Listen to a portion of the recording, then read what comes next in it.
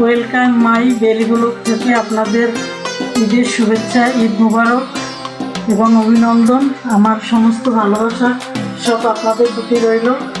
আজকে আমি ঈদে কি রান্না করতেছি তাই আপনাদের দেখাবো। দেখেন আমি কি রান্না চলতেছে। দেশি মুরগি ভুনা করতেছি।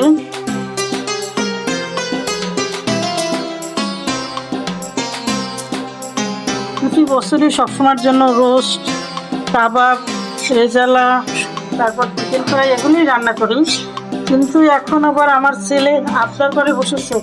আমি একদিন গল্প করেছিলাম যে আমাদের গ্রামের ঐতিহ্যবাহী ঈদের খাবার ছিল কুরমা, পোলাও, দেশি মুরগি এগুলি ছিল।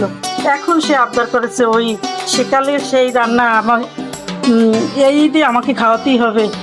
তার আবদার পূরণ করার জন্য এবার আমি এই